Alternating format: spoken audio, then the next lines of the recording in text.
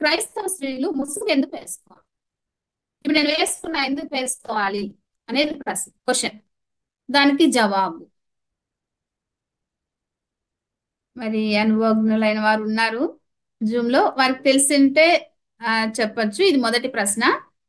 అయితే next week వచ్చి మనం బొట్టు ఎందుకు పెట్టుకోకూడదు, ఆ ఆభరణాలు ఎందుకు ధరించకూడదు, మెట్టలు ఎందుకు వేసుకోకూడదు, తాలిబొట్టు ఎందుకు వేసుకోకూడదు, ఇలాంటి ప్రశ్నలన్నిటికీ కూడా ఒక్కొక్క వారం జవాబు ఉంటుంది. మరి ఇప్పుడు జాయిన్ అయిన వాళ్ళు బట్టి దేవునికి వందనాలు. అయితే ఇంకా అందరికీ పరిచయం చేయండి, అనేకులు కూడి రాగలుగునట్లుగా ప్రార్థనలో కూడా ఎత్తి పట్టుకోనండి. మరి ఈ ప్రశ్నకి ఎవరైనా సమాధానం తెలిసి ఉంటుంది. అప్పటికి జవాబు క్లుప్తంగా తెలుసుకొని వాక్యపు కృపగల ఉపదేశంలోనికి వెళ్దాం. సరే, ఇది క్వశ్చన్ అన్న, should Christian women wear head coverings? ఇది ఇది ఈ ప్రశ్నకు మనకు పరిశుద్ధ గ్రంథమైన బైబిల్లోనే ఉన్నది, స్పష్టంగా ఉన్నది. 1 కొరింథీ 11వ అధ్యాయం 3-16 వచనాల్లో రాయబడి ఉంది.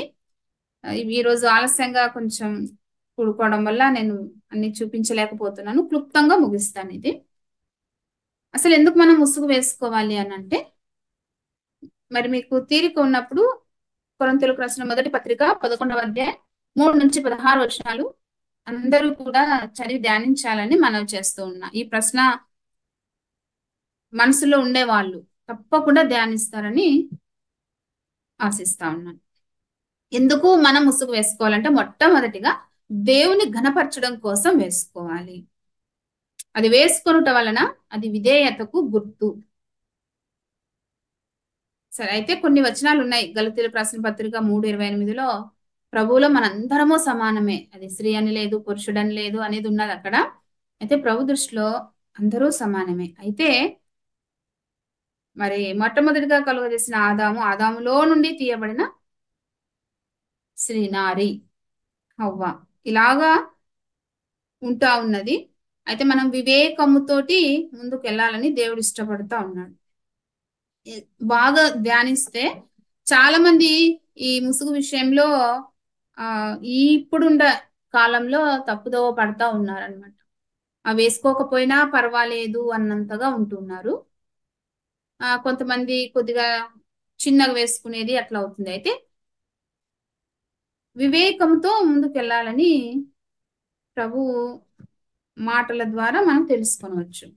అక్కడ మనకు కొరింథీయులకు రాసిన పత్రికలో చూసినట్టయితే ప్రార్థన చేయనప్పుడు, ప్రవచించినప్పుడు అని ఈ పర్టికులర్ గా ఈ పదాలు ఉన్నాయి. ప్రార్థించినప్పుడు మనం తప్పకుండా వేసుకుంటాం. ప్రవచనం అంటే ఇక్కడ జరగబోయేది అని అర్థం చేసుకోనకుండా మనం దేవుని మాటలు అంటే వాక్యం అందించుటే ప్రవచనం అని అర్థం చేసుకుంటూ మనం దేవుని సన్నిధిలో ఉన్నప్పుడు తప్పకుండా ముసుగు వేసుకోవడం అది దేవుని ఘనపరచడమే అవుతుంది. దీనికి సాదృశ్యంగా మనకు పాత నిబంధనలో ఒక 2 సందర్భాలు ఉన్నాయన్నమాట. ఒక మొదటి సందర్భం వచ్చి ఆదికాండము 24వ అధ్యాయము 64-65 వచనాల్లో ఉన్నది. ఇస్సాకు రిబ్కా విషయంలో. రిబ్కా ఏం చేసిందంటే, తన యజమానుడు వస్తున్నారు అని దాసుడు చెప్పినప్పుడు వెంటనే ఒంటె దిగి ముసుగు వేసుకున్నది. అంటే ఇక్కడ ఆత్మీయంగా మనం ఏం అర్థం చేసుకోనొచ్చు అని అంటే, ఇస్సాకు యేసుక్రీస్తు ప్రభుల వారికి సాదృశ్యంగా ఉన్నాడు అనుకుంటే, రిబ్కా సంఘానికి సాదృశ్యంగా ఉంది. మరి ఇక్కడ వాళ్ళు తర్వాత ఏమైంది అని అంటే, ఇస్సాకు రిబ్కాను తల్లి గుడారంలోనికి పిలుచుకొని వెళ్ళాను అని ఉంటుంది అనమాట. అంటే దాని అర్థం ఏంటి అని అంటే, పరలోకానికి తీసుకెళ్ళినట్లు గుర్తు. అంటే భవిష్యత్తులో మనకు తెలుసు రాకడ సమయము సమీపిస్తా ఉన్నదని. ప్రభు అయిన యేసుక్రీస్తు ప్రభుల వారికి సంఘము అంటే రిబ్కా ముసుగు వేసుకోవడంతో సమానం. ఇక్కడ అది మనం గుర్తుపెట్టుకోవాలి. తర్వాతకు ఆది కాండంలోని 38వ అధ్యాయం 19వ వచనంలో ఉంది. అక్కడ